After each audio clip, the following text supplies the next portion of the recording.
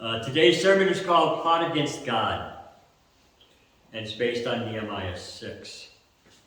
It seems that Nehemiah has been having his share of problems in the first 52 days of the reconstruction. Even as they've been building up the walls, they've been besieged by their enemies every day. Sanballat, Tobiah, and Geshem the Arabs, with all their allies, waited for the chance to thwart God's plans. Yet once the walls were half height and the guards placed, their chances were pretty slim that they'd be able to enter into Jerusalem. It seems the opportunity would not present itself to them. While Nehemiah had been dealing with getting the walls done and scheduling the protection of the city, he had to deal with another problem. Internal conflicts were plaguing the needy ear of the Jews in the midst of a famine. The nobles and officials were taking advantage of them and breaking the law of Moses with enslavement and servitude. There was just one more fire that Nehemiah had to put out, and he did. He had the nobles and officials recompense those that they had been stealing from and sending them back into their fields and their homes. So what would the enemy do when they found out that the walls were completed and their chance for attack was completely gone? They would have to step up and make new plans. That's what today's sermon is about. Sanballat and Tobiah's new plans. Will Nehemiah be ready for this new twist in the story? It's an ongoing saga. It seems that when our back is to the wall, when everything seems like it's done and over with, we push our way through to see the light of day ahead of everything else. Something always seems to throw itself in our way, though. When we think we're done with this one section of difficulty, and we think that we're past it all, thanks to God's help, something else always seems to come up. Think about Job. Think about our buddy Job. We all know the story of how God allowed Satan to do whatever he wanted to Job, except take his life. Because he was trying to prove to Satan that this was one seriously faithful individual. That there were those that loved him so much that they would not turn away from him. So we know that the story. So Satan took his family, they took his livestock, they took his fields, everything that he had. Yet Job remained faithful to God. He never blamed God for any of it. When all else failed, and Satan knew he was lost, he finally took Job's health. He made him deathly ill. But guess what? Job remained faithful. He continued to rely on God. In the end, with Job remaining faithful and Satan being put in his place, God doubled all that he had taken away from Job. Everything that Job had taken away from him was doubled and returned. Well, it's not unlikely that other people have had similar stories. Things are getting worse and worse until you think you can bear them no more. Then the solution presents itself. God steps in. Satan sees that God has blessed you with the means to overcome your problems. Then Satan takes one final shot to try to wear you down, but it doesn't work because guess who's on your side? God the Father. With that in mind, let's see what's happening in our next chapter of Nehemiah. Today's scripture comes from Nehemiah 6, verses 1 to 9. Nehemiah 6, 1 to 9. Now when Sanballat and Tobiah and Geshem the Arab and the rest of our enemies heard that I had built the wall and that there was no breach left in it, although up to that time I had not set up the doors and the gates, Sanballat and Geshem sent to me, saying, "Come and let us meet together in Hakapharim, in the plain of Ono, but they intended to do me harm. And I sent a messenger to them, saying, I am doing a great work, and I cannot come down. Why should the work stop while I leave it and come down to you? They sent to me 4 times in this way, and I answered them in the same manner. In the same way, Sanballat for the 5th time sent his servant to me with an open letter in his hand.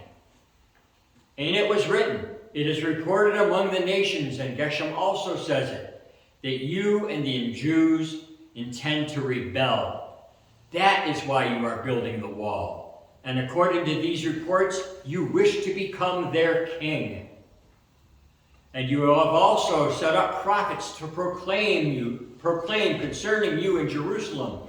There is a king in Judah, and now the king will hear of these reports. So now come and let us take counsel together. Then I sent to him, saying, no such things as you say have been done, for you are inventing them out of your own mind. For they all wanted to frighten us, thinking their hands will drop from the work and it will not be done. But now, O God, strengthen my hands. Thank God for the blessing of his word. So now it's the end of the month of Elul, and work is nearly done, with only the doors remaining to be hung in the gates. Nehemiah 6:1. Now when Sanballat, Tobiah, and Geshem the Arab and the rest of our enemies heard that I had built the wall and there was no breach left in it, although up to that time I had not set up the doors and the gates. The enemies of Jerusalem had been using every tactic they could to prevent the walls from being completed. They began with taunts and jeers at the workers as they toiled. They challenged the spiritual strength of the Jews to no avail. They didn't fall for these ruses. The work didn't stop, nor did the Jews lose faith in God who strengthened them. Instead, they continued to snub their noses at Sanballat and Tobiah.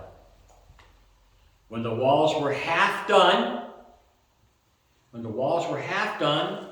half height, Sanballat and Tobiah began making plans to attack the city. They could see that the manpower was stretched thin on this long wall.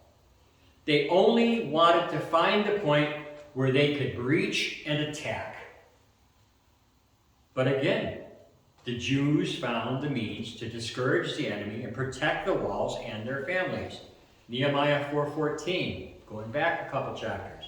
And I looked and arose and said to the nobles and the officials and the rest of the people, do not be afraid of them. Remember the Lord, who is great and awesome, and fight for your brothers, your sons, your daughters, your wives, and your homes.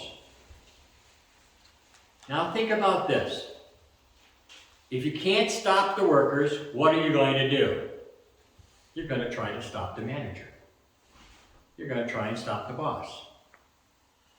Every single mafia movie I ever saw, if they couldn't beat the underlings, they'd go after the capo. They'd go after the don. That's what they were going to do here. Now that the walls are nearly completed, the enemies had no way to attack the city. They had no way they could do anything to the city. So what do? They decided to set up a trap for Nehemiah, plotting against him. Of course, it won't work, but they set the trap. They invited him to meet them at Hakafrim in the plain of Ono, which it wasn't too far from Jerusalem. Now, Nehemiah is a wise guy. He's smart. Not easily taken in by the plots of these men. And plus, he'd been seeing them doing this over and over for a month and a half. Sanballat and Geshem sent him a message for the meeting, but Nehemiah knew that they were plotting against him. Nehemiah 6:2b, but they intended to do me harm. He sent messengers to the enemy, citing 3 things. He's still doing great work that prevents him from leaving. And why should he leave work to speak to them? I'm going to stay and continue. Sanballat was being relentless in his desire for Nehemiah to come to him, because he knew that was the only way that their plot was going to be carried out. So, 4 times he sent to Nehemiah. 4 times. But each time he got the same response back. I'm too busy working on the walls. Don't bother me. I'm not coming to see you. He knew there was to be no meeting, regardless of how many times his enemy would send for him.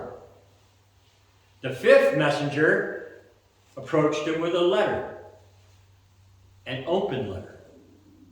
The message begins with false allegations. Now, why do you think it was an open letter? Well, I'll tell you. It was open so anybody could see it, so anybody could read it. So maybe it would put a little bit of an idea in somebody else's minds. But the letter said that the Jews intended to rebel against the king and install Nehemiah as king of Jerusalem. It claimed that false prophets, that prophets had been set up to proclaim Nehemiah as the king in Judah. According to Sanballat, he was going to send reports to the king that said these things. And again, remember, this was an open letter, so anybody that read it could see that, could read and see that this is what they were being accused of, that they were being accused of rebelling against the king, that they planned to proclaim Nehemiah as the king of Jerusalem. Didn't work. Didn't bother him. Nehemiah 6:7, and you have also set up prophets to proclaim you in Jerusalem. There is a king in Judah, and now the king will hear these reports. So now come and let us take counsel together. Maybe we can work your way out of this situation. When Satan wants to get his way, he's relentless in his efforts, often through others. We saw how relentless Sanballat, Tobiah, and Geshem were in their tactics. They began with the simple letters inviting Nehemiah to speak with them. When all else failed, then they made their false accusations against him. Yet Nehemiah put all their plans aside and sought out God for the strength of his faith. For they all wanted to frighten us, thinking their hands will drop from the work and it will not be done. But now, O God, strengthen my hands. If you remember back a few weeks ago, I was telling you that Nehemiah was a man of prayer. Nehemiah would pray at the drop of a hat, even as far back as the beginning of the story of Nehemiah. What happened when he approached the king? He prayed first so that he could ask the question to go out and rebuild Jerusalem. But all the way through this, we see Nehemiah is a man of prayer. That's the first action he takes, is prayer. So how do we deal with the onslaught of Satan in our lives? How do we deal with it? When we face conflicts from those around us, can we ignore them like Nehemiah did? Can we easily combat false witnesses or prophets around us? Do we turn to God or count on our own wits to protect ourselves? We should be like Nehemiah. Our first plan of action should be to pray. Seek God's protection. Seek God in our lives to help us through difficult times. God is our protection against the evils in the world. And he will lead us away from the temptations around us.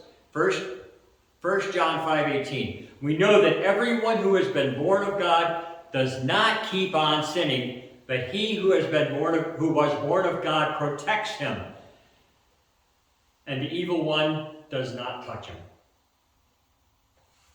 Reach out to God. God protects us by giving us biblical guidelines, giving us rules and advice to live a happy life.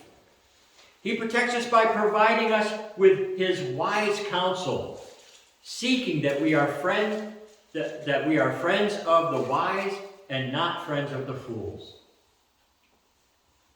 He protects us by giving us divine intervention, causing all things to work for the good of those who love him. Sanballat, Tobiah, and Geshem could not entice Nehemiah away from Jerusalem, so they instead went another way. They went to a guy by the name of Shemaiah, the son of Delaiah. Rough names. Shemaiah was thought to be confined in his home, but we don't know why for certain. His confinement may have been due to illness or ritual impurity. He may have been keeping himself confined to create some kind of air of urgency or secrecy. But most believe he was confining himself and that his confinement hinted at his involvement in the conspiracy against Nehemiah. So, the latter is confirmed as Shemaiah tried to lure Nehemiah into an act contrary to the laws of Moses.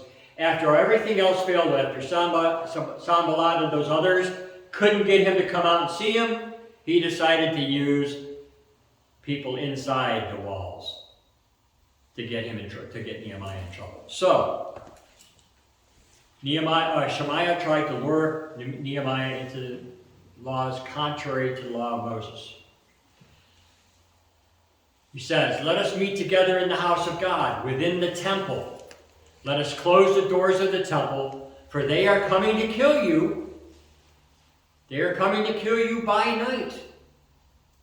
So here's Shemaiah telling Nehemiah, "Hey, I know they're coming to kill you. Let's go to the temple and hide." This was a test for Nehemiah more than anything else, and it was a test of his knowledge of the law of Moses. Shemaiah had suggested that they go into the most sacred place in Jerusalem, into the temple. Only priests are allowed into that part of the temple. Numbers 18:7, "You and your sons with you shall guard your priesthood, and for all that concerns the altar and that is within the veil, and you shall serve. I give your priesthood as a gift." Now he's talking to the Levites here. "And any outsider who comes near shall be put to death." If you were not a priest, if you were not one of the high priests, you could not go into the sheltered portions of the temple. It was against Moses' law. It was against the law of God. Nehemiah knew that. Shemaiah knew that when he suggested they go there. Shemaiah's whole suggestion reeks of the deception that it is. First, he tries to get Nehemiah to break the law of God. Then, he tries to play on his fears by telling him that the enemy would be coming that night to kill him. We have to hide in the temple. Then Nehemiah could see this lie shows his reliance on God for wisdom and protection. Nehemiah knew God. He knew the law. He knew what he was supposed to do and what he wasn't supposed to do. He wasn't going to break it because somebody named Shemaiah led him that way. Now realize that Shemaiah was considered to be a prophet. That's what they considered him to be. But he was actually a false prophet. All these things were done for no other reason than to put fear in the heart of Nehemiah.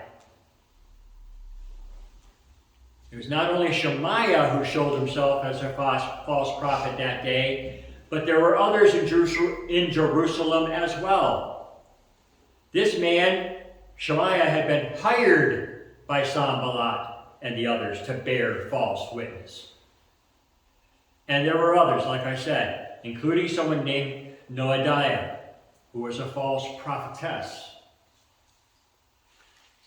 Nehemiah 6:14, remember Tobiah and Sanballat, oh my God, according to these things that they did, and also the prophetess Noadiah and the rest of the prophets who wanted to make me afraid. Again, he prayed to God. When this stuff was going on, he took the time to pray to his Father and ask him to protect him and to remember those who were treating him falsely.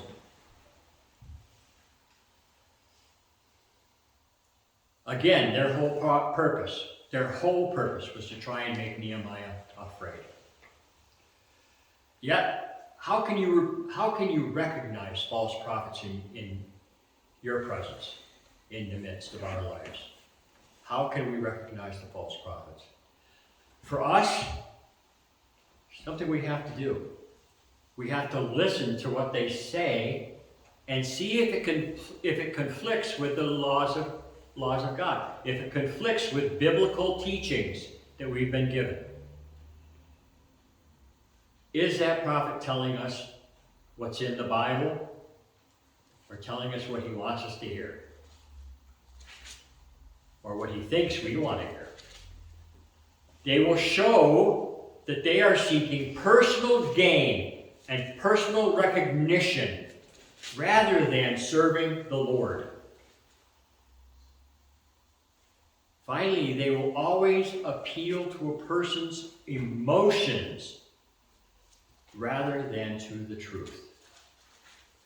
We all like to hear, when we're in a bad way, we all like to hear comforting words. We all like to hear that everything is going to be all right.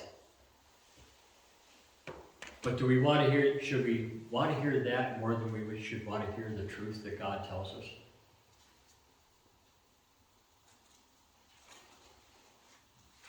If anything, Nehemiah was the true prophet of God, because God spoke to him and through him. Even though he's only spoken of as a prophet in a couple places in the Bible, he was in touch with God. That's why he prayed so often. It was through God that he convinced others to work on the wall, way back in the beginning.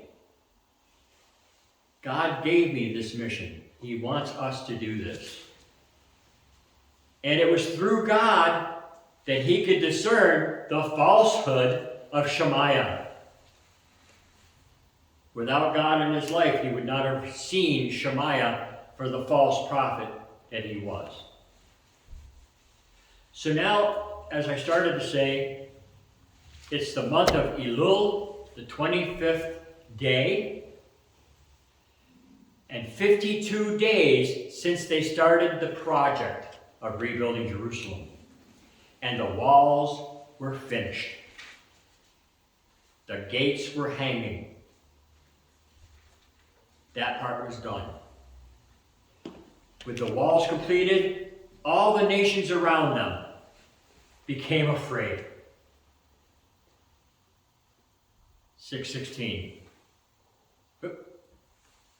And when all our enemies heard of it, all the nations around us were afraid and fell greatly in their own esteem, for they perceived that this work had been accomplished with the help of God. 52 days to rebuild the walls of Jerusalem, that's all it took. There had to be somebody else's hands in the work. They felt that for the job, that is the walls, to have been completed, it must have been because of the hand of God. Only with God's power could Nehemiah and the Jews accomplish this task so quickly. A month and a half to rebuild all those walls. It was an amazing feat which God's chosen people performed. The message in this chapter is one of perseverance, integrity, and reliance on God in times of adversity. Nehemiah would not fail to pray. And he would not fall prey to Sanballat's conspiracies against him. He would not be concerned with the accusations made by his enemies, nor would the deceptions of false prophets lead him into despair. He went there to do a task. He did the task. The walls, gates were up. Now they will move forward in the rebuilding of the rest of Jerusalem. So, we also need to face adversity in the same way. We need to face adversity with perseverance, face it with integrity, but most of all, face adversity with reliance on God. Let's pray.